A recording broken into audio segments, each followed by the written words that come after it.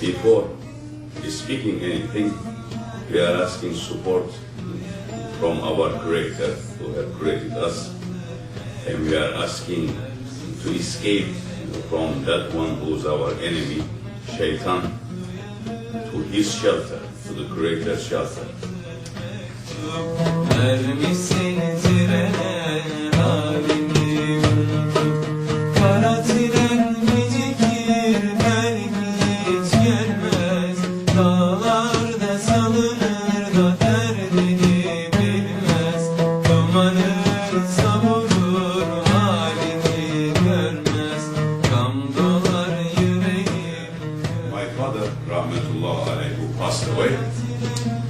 He gave me advice, and today I'm breaking that advice. He says to me, my son, don't stand in the presence of elderly people to speak to them. Elderly people, they always more wiser than you. They have seen the sun before you. You must learn from them. I am not speaking here to teach you something, because most of you, I am seeing you are older than me. You have seen the sun before me. But because you have given me invitation to come to speak about the matter that I have born and grow up in it, I just like to say a couple of words that we will exchange, we will understand that we have no differences.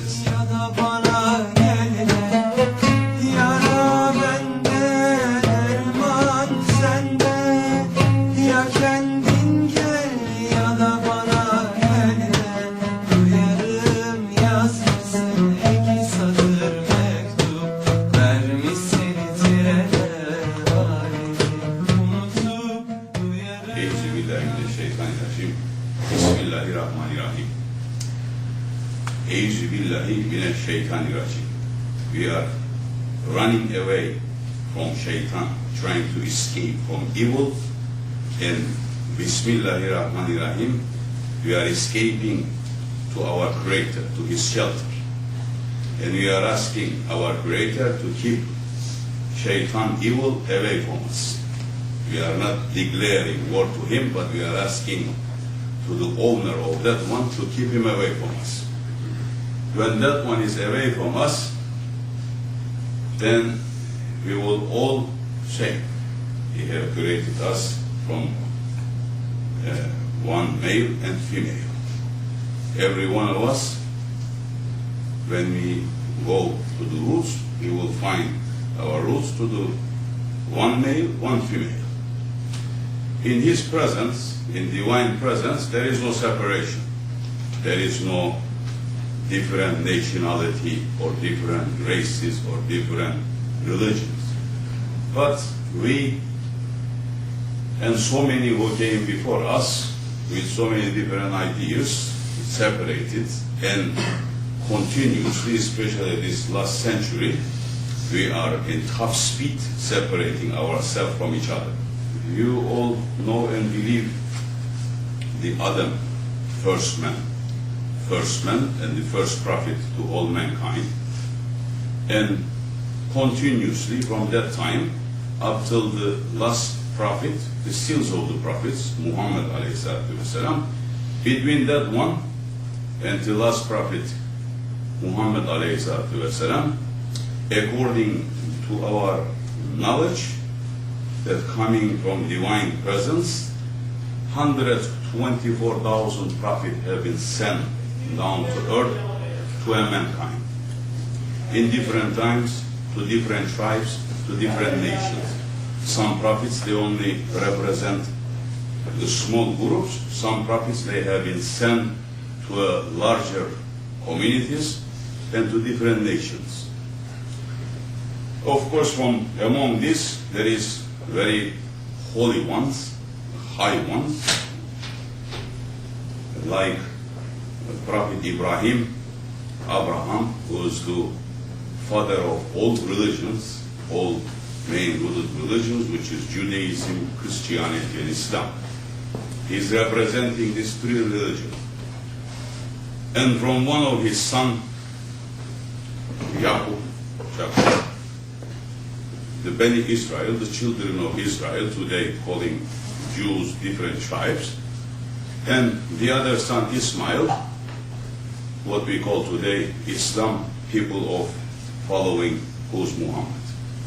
And from that tribe coming, according to our knowledge and understanding and our faith, according what Islam and the book of Quran saying, Jesus, Isa, one of the holiest prophets that the God have created and have sent down to mankind to show them the right direction again, because centuries passing, mankind is losing their way, following their own ego, their own understanding, losing the way. So the God, with His mercy, He is sending His prophets to put us back to main road, to teach us what is it that He wants from us and how we're going to worship to Him. So all prophets came teaching whole mankind one thing first: all of you have been created from one Lord, same one who have created you, your fathers, and who passed, who's going to come in the future. And not only the man, but everything else that is existing, He is the creator of all. And all prophets came to represent that one, to speak for that one's behalf, to teach us what is that one wants from us, and what is it our duties in this world, and how we have to live this life, and how we have to expect to go back to our own original house. This is our waiting place here. Our original place is the paradise that we have came down, and we have to go back there. Every one of us. If we like each other or not, we're going back there. So we have to find a fair ground here to learn, to start loving each other, understanding each other, because we're going back to the paradise. The mankind have been sent it for that, not for this. They have been created for that paradise, not for this world. So this world is separating us. So many difficulties, so many different things is standing in our way, and we are separating ourselves, and especially, like I said, for the last 1 century, the mankind from Judaism to Christianity to Islam and to almost all men lost their direction. Because in reality, we have left what we really believe. We have left their footsteps, and we follow our own ego, and we follow our own desires. So Shaitan is there, is standing evil, whispering to our ego, and is making us to become enemies. In reality, no religion is making people to become enemies. Every religion is teaching people how to be a servant to their Lord. We all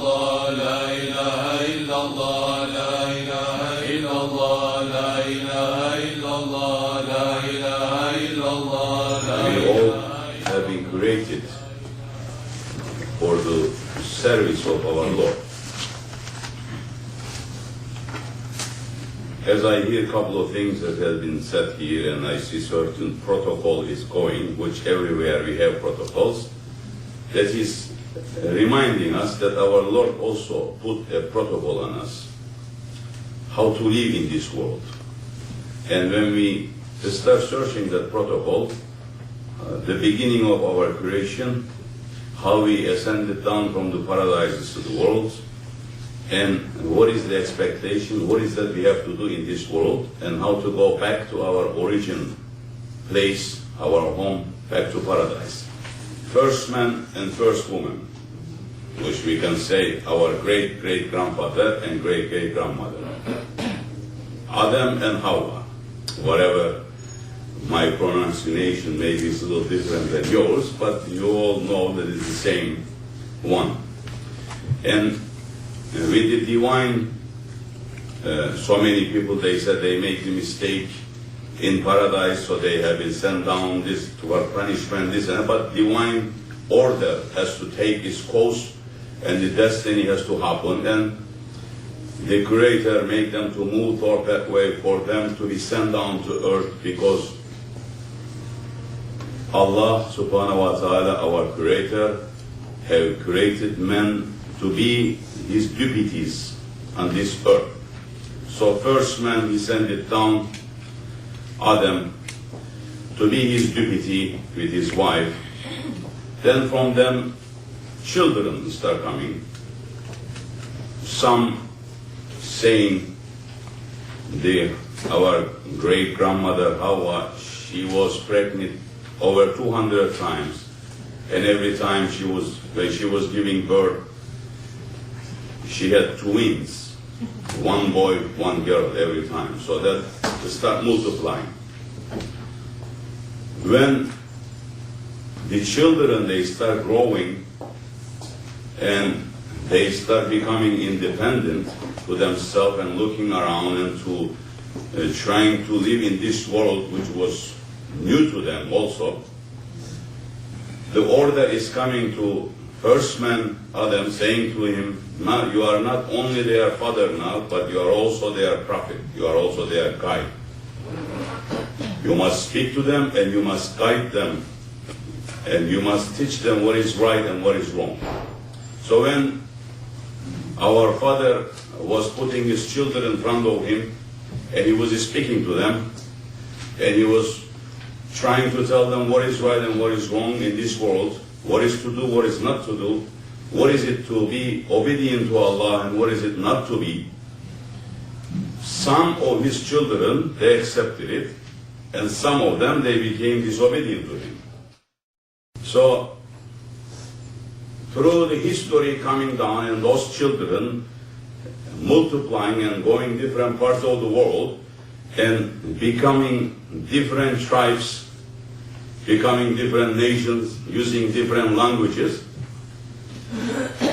they all needed other guides. So God starts sending other prophets to them from among them, showing them what to do.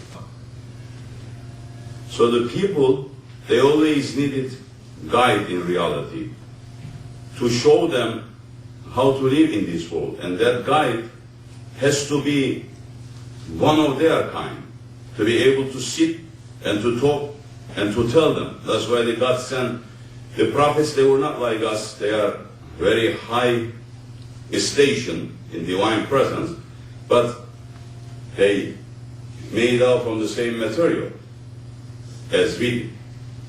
This way we will have familiarity with them and we will be able to sit and talk with them. Otherwise, the God had the power to send us, not the prophets, but the angels. Instead of giving angels to prophets, sending angels to us. Or so many people today running, searching, taking books here and there, saying, look what the book says.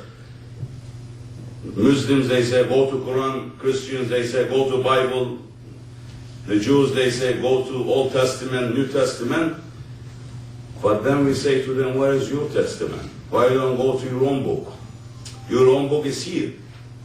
Judge things according what is right and what is wrong. We are printing millions of books. Everyone has books now. We broke the protocol because we go through the books now. We don't accept any authority. We don't accept anybody who has knowledge to speak to us, to accept, to sit down and think, what is it speaking? Is it right or wrong? Is it fitting me or not? Or is it fitting to my ego or not? So we have that problem today because we all know how to read and write. We say we can go directly to the source, and especially the Muslims, when they take the Quran and they open it and they start reading by themselves and they start putting their own commentary in it, they finding themselves on the other side and fighting with the mankind. But when we are taking that book and we say, this book did not really send down to us, it sent down to that prophet. And that prophet, through his sayings, teach people how to live that book. So for us, we must take him first, his lifestyle, and we must take him as our guide that time we'll be able to understand the real meanings, what is coming there for us and for all people, because that is also mentioned, all people, all other religions is mentioned in that book. So many becomes blind, they close their eyes to that, and they become enemy to each other. God did not create us to become enemies to each other. He is ordering to us that He have created us, He have made us to different nations, different races, different parts of the world, to go find one and each other, and to learn and exchange knowledge from each other, and to make it better to our life, and to prepare a better place for children that is coming after us.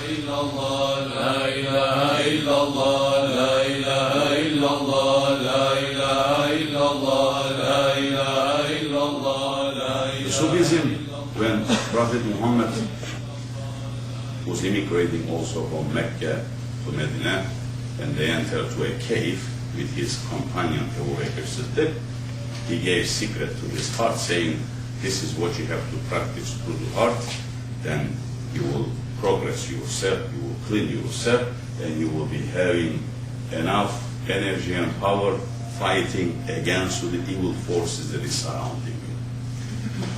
Of course, as I say, in Sufism, our teachings and our masters, what they are teaching to us, if we are walking in the street, Sufi, if there is a stone in the street, he cannot kick that stone. He should show respect, to bend down, to take it, and to put it on the side, thinking some other people come, they may step on it and fall down. It may be a blind man. You cannot see, so you move that stone. But you cannot move that stone kicking to the side. You have to bend down, remembering with your Creator's name, taking that and putting aside. That is the main teachings in Islam about Sufism, and that's how Sufis they should be. Not also today's Sufis. They have swords and guns and everything in their hand, going, cutting. And this. That does not fit to Sufism also. But because we don't fit to that, originally that system is good and is working for all mankind who is following the footsteps of that. Depending what kind of master, what kind of teacher you have, and how strict he is with those matters. Which my master, he is a very holy man, Sheikh Nazim Muhammad al-Haqqani. He is a very humble man. He is a very beloved man, lovely man. But when he comes tricking and fooling and testing and training the egos, he is very hard. And he was very hard on us in that matter. And we love him for that because he was very hard on us. And if he wasn't, the character that I have, I could be a terrorist today.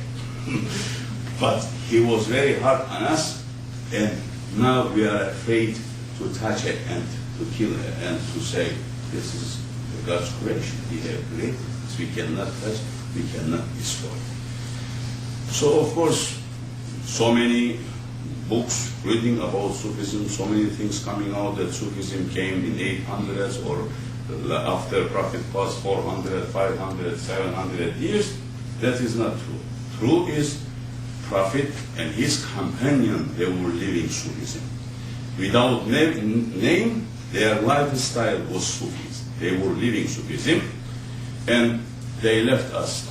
And all those people who came after, which you have just mentioned earlier, Mevlana Jalaluddin Rumi, he is one of the main pillars that the whole West knows, or Sheikh Muhyiddin Ibn Arabi also, he is one of the figures that the West knows and they respect. Those ones, they live Sufism in their time, in their own self. And when you go to Konya, today's Turkey, that time, in that city, there was Christians, Jews, Muslims, and his place was open to everyone, and everyone was going over there, and everyone was worshiping. Everyone was doing according the way that they believed that they were worshiping. He didn't separate them. And when he passed away, so many people, they were running who was going to carry his coffin because of the respect. Jews, Christians, and Muslims they want. Of course, today we are not finding there is some people like that. They are hiding themselves to the corners, and this street is left to those tyrant ones to go around tyrannizing people. There is a divine secret in that, and the God, Allah subhanahu wa ta'ala, is offering to us to be good ones, to be true ones, first to test and to check our own self, to make ourselves to be good ones, then to try to reach others without separating. The constant job, it is first is to please their Lord. The priority is to please their Lord. Priority is to worship much as they can, and to not to have empty time, and to remember their God through their heart, remembering through His names, His divine names, and sitting together, praying together, and not having so much of worldly pleasures and treasures running after, but the main thing to be able to make your Lord to be happy with you, to prepare yourself for hereafter life, because this life, it is only passing. Of course, you have to go to work to earn for your livings, but you should not go crazy to say, okay, I have this room here, it is enough for me. You have to find a way to stop yourself saying, this is enough for me, I can live in it, I don't have to have a palace.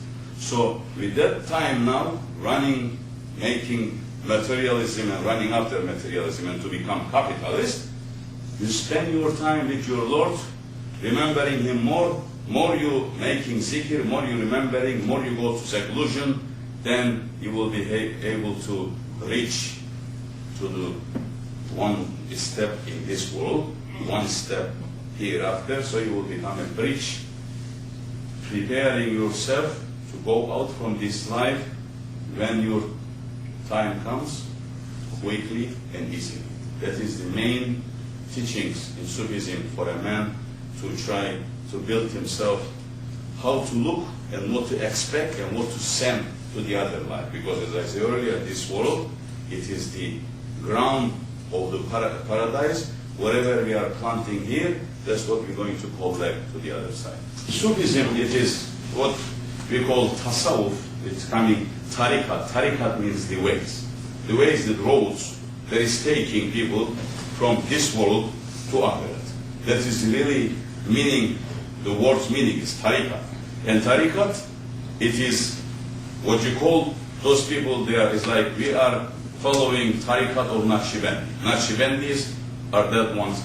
The tariqat is the way, and Naqshbandis, those are the ones who's concentrating on the heart and constantly working on the heart.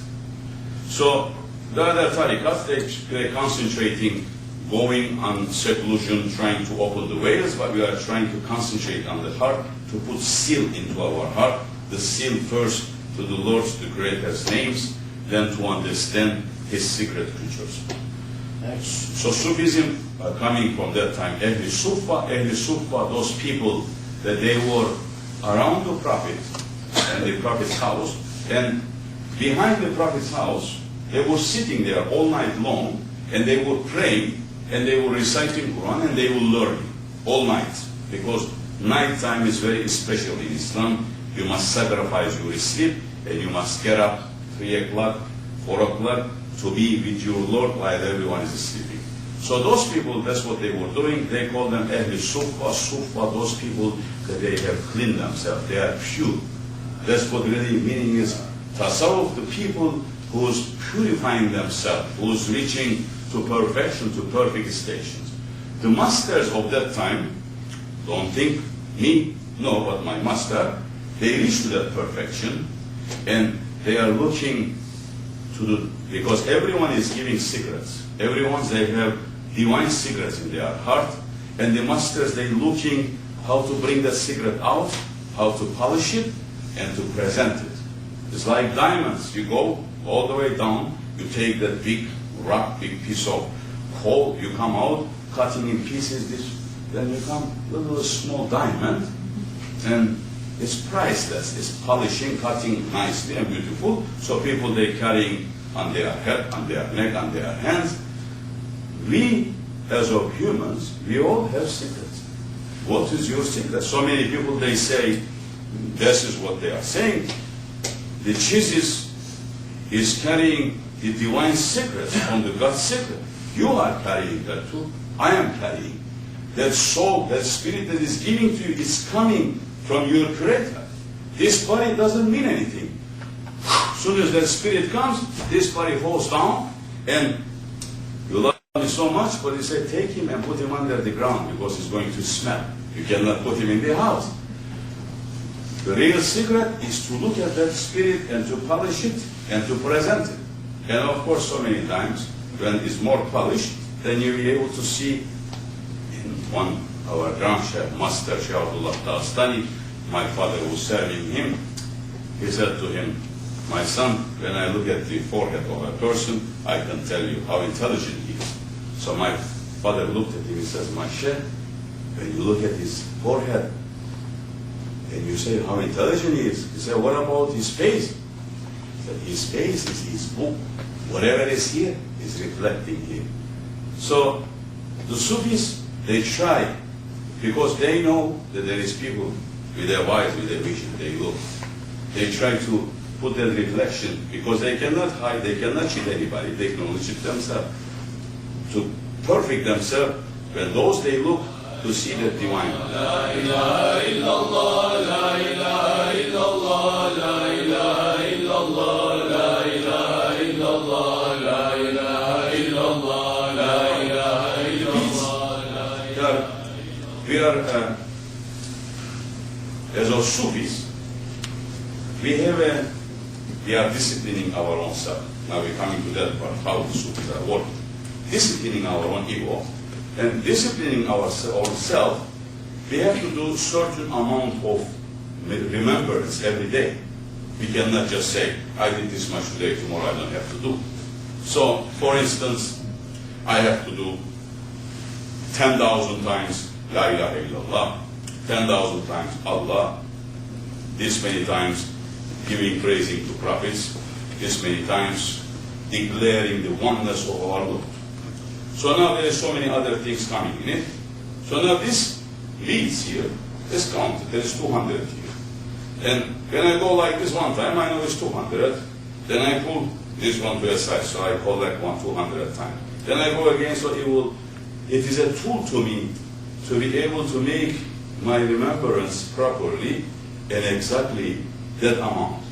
So if I finish that amount that day, in early times, then now I'm free to do much as I want more, other extras. But we are concentrating to do certain amounts according, we give remembrance to people according to their time. Some people, they work 8 hours, they don't have too much time. We give them less. Some people, they work 2 hours, they have too much time. We give them more. So that time, more you do, more you progress in your own self, because you cannot cheat yourself. You say, I have to say, La ilaha illallah, La ilaha illallah, La ilaha illallah, this many times, and more you say, in Turkish we say, if you remember something 40 times a day, that happens to you. If you believe something 40 times every day, that's start happening to you. So, what about if you remember in your Lord 100 times, 1,000 times, 10,000 times a day, it will make progress on you. So this is testing. This is what it is. The turban is representing, as you know, in Muslim religion, when we die, they don't put us in the cotton boxes to make us to wear suit and tie and to put nice makeups. They put you, they cover you, because it is forbidden to look at the dead person's face, according to Islam. It comes with very heaviness after a while. So you wrap him up, the whole body, in a white cloth, which we are hoping and praying, of course, that is in the judgment day, when everyone is going to rise from the graves, when this world is going to come to an end, and the first prophets, they're going to rise, and all the other ones rise to go into judgment place, to be questioned what they did in the world. We believe that we're going to get up, not naked, with that cloth that is wrapping us around. And the white cloth that is on my head, this is my shrine, that when I die, they're going to take this coconut and wrap me in it and to bury me with it. So they say, when you are carrying your dead coconut in your head, how are you going to think of bothering other people? That is a reminder to you to be a good one, not to be a bad one. Of course, different signs, different colors represent different things. I'm a traveler. I have no place on this earth. No, I'm traveling. Every place is mine. Everywhere I put my feet belongs to me. This place belongs to me now. I'm traveling. I leave from here, take it, have it. Someday later I come back, I said it's mine. So I'm a traveler. Anywhere I go with my white turban, that if something happens and I die, which of course I was in the old days, today we are just doing because to follow the tradition. In the old days, people, they were coming from Central Asia to come to Mecca. In the way they died. Their families doesn't know. They wrap them up, they bury them right away there, where they died. So this is to remind us, remind me, all the time I'm traveling and I may die, so it is on my head to bury me. Of course, my friends, they're not going to let me here, they're going to go everywhere, taking me in the plane air, putting more difficulties to a dead body too in these days. But it's a reminder. When they are wearing a green turban, green in Islam representing the paradise. And the green is representing their hometown. This is their hometown. They are Americans, really. So this is their hometown. So they are in their hometown. So they are wearing the green turban. Of course, different shapes of the head covers and the cones and different ways wrapping the turbans. That represents different tariqas, different Sufi ways, and different masters. In these days, so many people, they don't look to that. But in the old days, when a two Sufi far away, they see each other, right away they know from their figures or the way their turban is, this is Qadri, that one is Naqshbandi, that one is this belongs, meaning that belongs to that university, that teaching high station universities. So it's representing, making people to understand, to know where they belong, which tariqas, which masters. The colors, they were representing, some colors they were representing their nationality, which part of the world, which continent of the world they were coming. Of course, in these days, so many doesn't look at that, and we're not expecting them to look at it. The person likes to wear green, says to me to wear green. So many don't like to wear white, because they say, remembering the death, it is a death coffin. So Lokman is always like to wear green, because he wants to remember paradise. But I'm a traveler, and I have to wear white. So that is representing that. The cane is representing when Adam had been sent down from paradise, first man, he sent down to the earth. And he sent down and he looked all the animals, wild animals around too. And the snake that pulled him, that the shaitan, he will enter into the snake, and that one sent down from paradise to the snake who was living in the paradise. He was very friendly with Adam and Hawa, but shaitan, Azazel, pulled the snake and said, open your mouth, I enter through you inside and I speak to them. So that's why they got food, because they trust the snake. The snake was their friend, but the shaitan was speaking through the snake to them. And he sent out from the paradise, and he became enemy. So Adam looked, he says, oh my Lord, I am your weak servant. You drove me from paradise to this world. I am all alone. You took my wife away. I cannot see him. I have no protection. All these animals, they got ready to attack me. What I'm going to do? So Lords of Heaven saying, hold a cane in your hand. And that dog touched his head. So when he touched to the head of the dog turned around and started barking all the wild animals. Wild animals ran away, and he says, that cane, hold it, because that shaitan is running away from you when you are walking around with that cane. We believe that, of course, symbolically, that we're trying to carry because we believe every prophet carried that, and we're trying to hold on to the traditions of the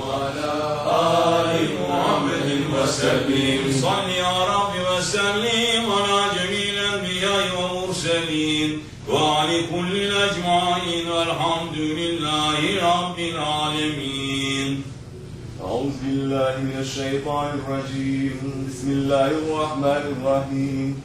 رب قد آتيتني من الملك وعلمتني من تأويل الأحاديث فاطر السماوات والأرض أنت ولي في الدنيا والآخرة توفني مسلما والحقني بالصالحين.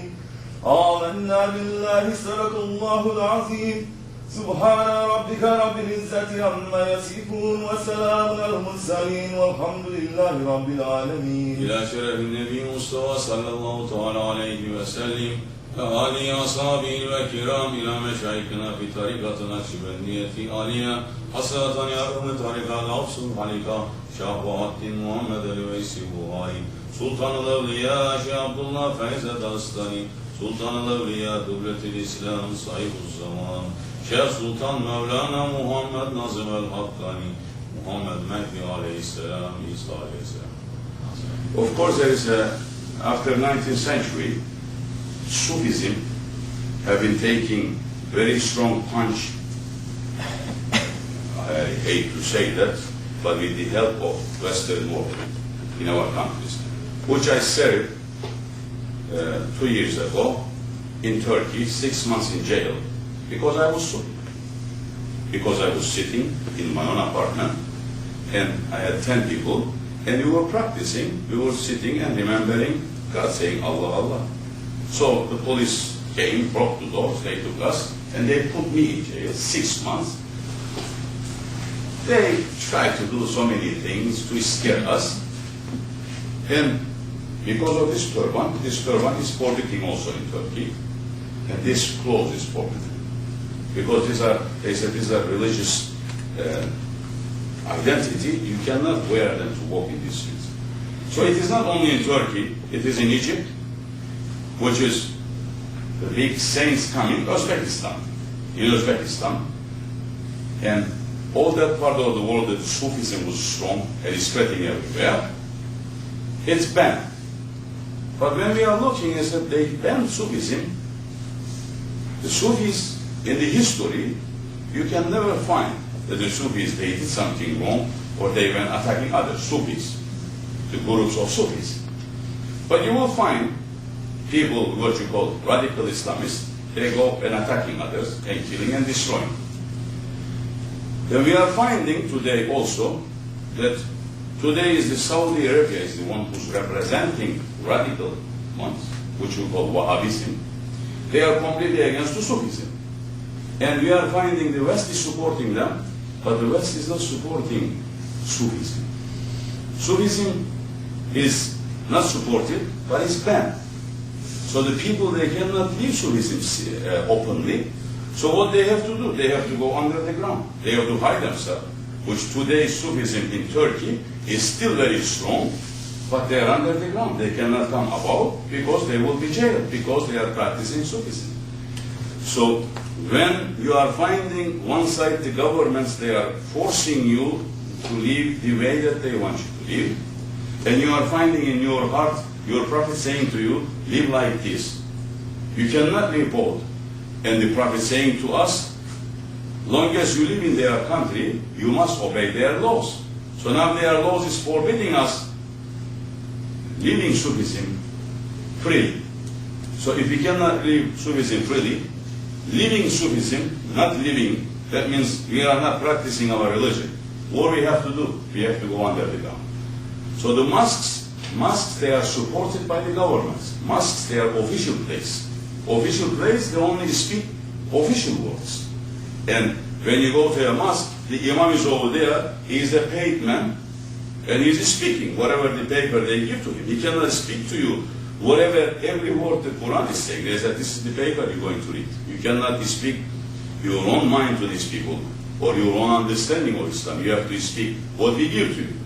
So if the rulers, especially I am giving example from Turkey, if the rulers, they are communist ideal people, which not believing in God and not accepting, they know that they cannot remove the religion, but they have religion under their control, and they're teaching people whatever they want. They give you on, they say you are in the payroll, you're going to speak this, you cannot speak anything else. So that time, we cannot collect the fruits of the Sufism now in these days. It is not possible, because it is banned. But if they leave it, if they, today, also for us, not only there, but also in this country, that up to my house, to upstate, which I call Derga, which like church, people coming and worshiping. Up till now, so many times FBI coming non-stop, going back and forth. They said, we came to see if everything all right, you get something from us. So thank you, come drink coffee and tea. Of course, we are not dummy or Ustavis. We know why they're coming, but we have no problem with the government. We have no problem with the laws. We have no problem because we will learn and we will find the way how to live according to those laws. Today's governments, they don't like communities together. And in Sufism, there is a very high respect to a sheikh. An individual who's following the sheikh, the master, they must consult with that sheikh what they have to do in their worldly life, and especially when it comes to voting. In democracy, you go and you vote to the governments, you vote to different parties. So now the governments, they are seeing those figures, those spiritual figures, big threat to them. Because now if there is 100,000 people following me, and they come to me and they say, Sheikh, there is an election, which party we should give our vote? I said to them, give to that party. So they know the party that I'm going to choose is going to be at least the party that believes in God some way, somehow. They know. I'm not going to say to my people, go and give a vote to the Communist Party. So that time, they will find and say, these are a threat to us, because we're not going to come to a power. So that's what they did in Russia. They banned everything, which is the people they call the birthplace of Sufism. It's not the birthplace, but it is the high saints came out from that part. And until today, the Russia is gone, but it's still banned. Because they know that when they're coming to vote, because now we're coming, building bridge now between the spirituality, religion, and the politics coming into it together now. So the Sheikh must be a wise man to understand not only the worldly matters, but to be able to understand how the politics is taking direction and how to direct people in spirituality, in spiritual way. How to say to a person, okay, you work enough, now don't work anymore. Sit here and make zikr. Don't go because you have enough money. How to be able to say to the other one, you are young, don't sit here only, go to work. So the Sheikh, it is not only a community leader, it's like a master, a guide to a people. So when the governments, they are looking, saying, these Sheikhs, they're not letting these people to give us a vote, so we must bring them down. Bringing them down, the whole world is watching. If they are taking you as an individual, the world is watching. Human rights watching, this watching, that watching. So they find more easy saying, ban Sufism. When you ban Sufism, automatically the Sheikh is ban everything. Ban. So you want to learn your religion? Go to a church or go to a mosque. Learn from that person that I appointed for you. But as I say, if the person is in the payroll, he's going to speak what they say to him. I am not in the payroll. I have no fear from anyone. And my fear is my Lord. Now, I am not expecting anything from you here to give me something or any wealth. I'm speaking for my Lord. And what is my need? My need is one piece of bread for today. I have a clothes and I have a shelter. That is what really my need is. That's what really the community leader, the Sheikh, has to worry. But the other ones, the other people, they should worry. What they have to do, how they're going to live, how they're going to pay their mortgage, this and that. But the Sheikh should not worry with himself with these kind of things, should be worrying with his people's problems to try to solve their problems, if it's spiritually, if it's worldly, if it's mentally, if it's materialistically. If you are poor, Sheikh knows a rich man saying to him, give that much money to this person. That man must follow because he has to reach to others. So the Sheikh knows Sheikh in Turkish. We say Sheikh is the hand that is taking. That's why.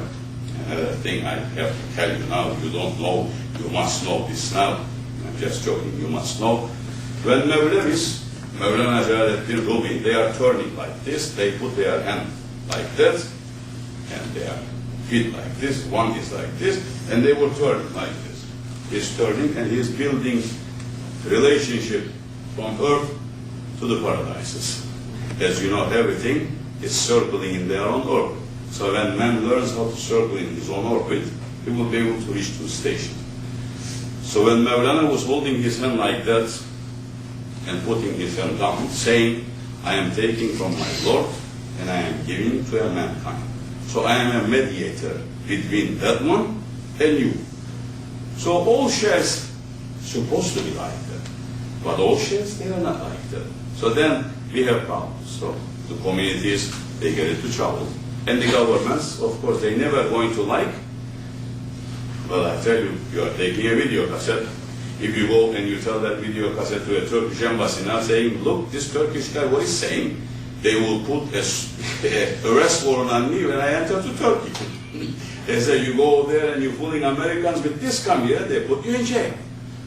But we are not expecting anything from them. We are not expecting anything from others. We are just trying to sincerely, believing by my heart, trying to find way to learn each other and to love each other and to respect each other. And that is the way that we believe and we practice. This is the way that you believe and you practice. You cannot tell me you are wrong. I cannot tell you you are wrong. But I can tell you, when you are bankrupt with this and you're finding no more peace, nothing else coming to you, then come to me. I have something to give to you that time. The person who comes to a sheikh, he comes with his own intelligence, with his own mind. He already reached to certain stations. He already knows certain secrets of this world. He cannot figure out certain things, so he comes to a sheikh.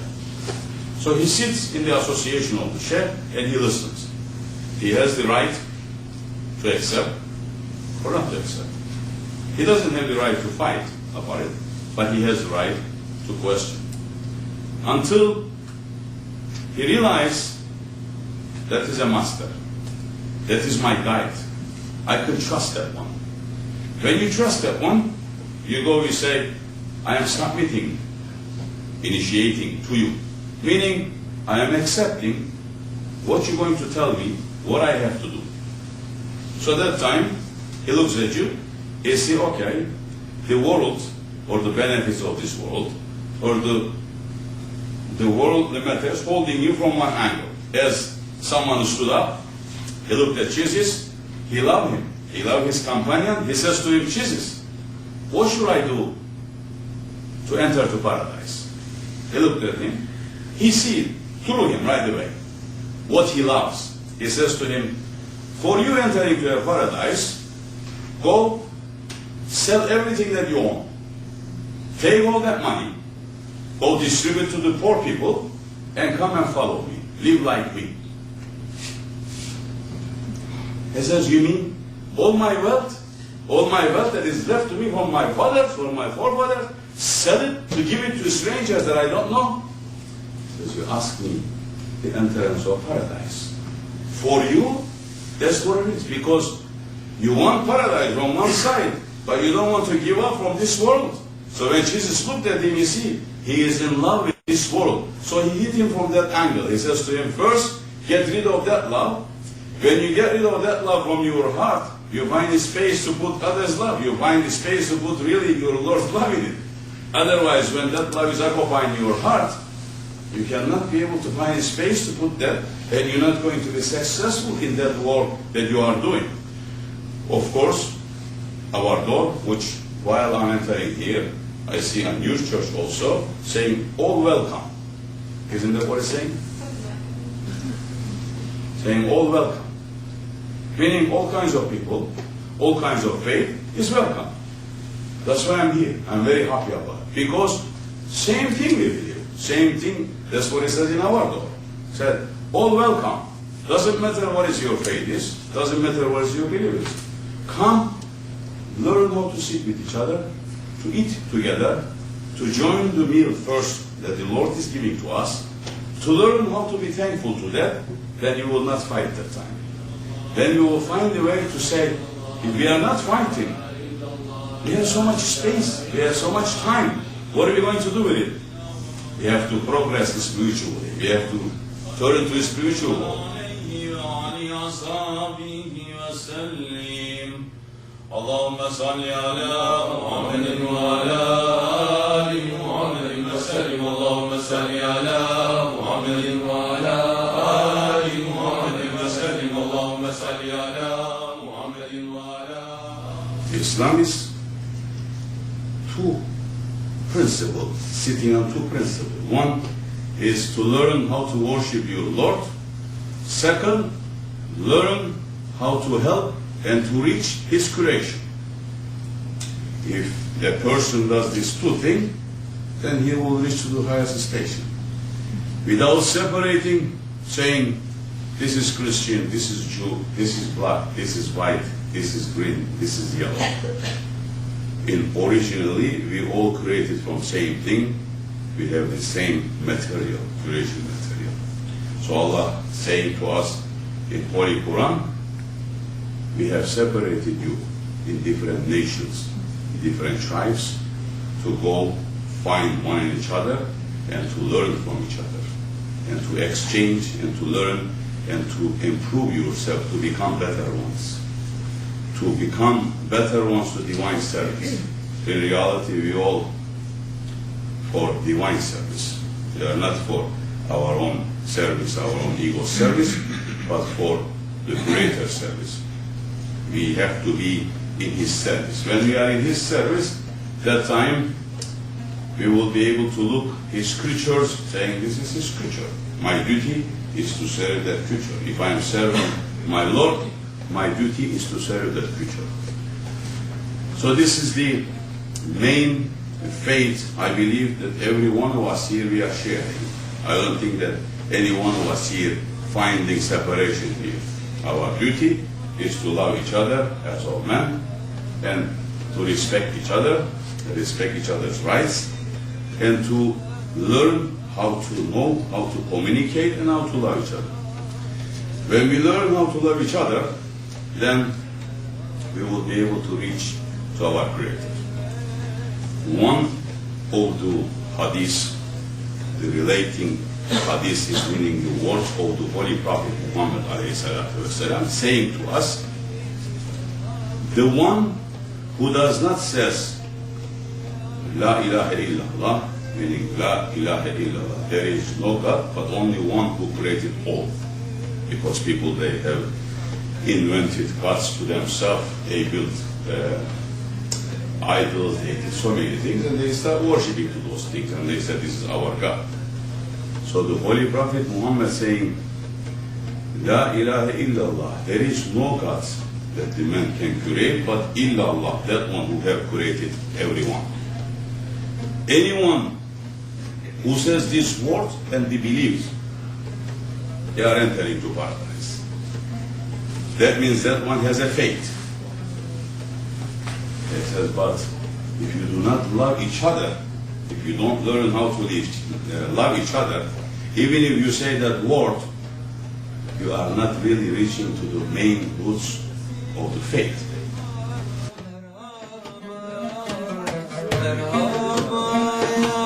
Bizi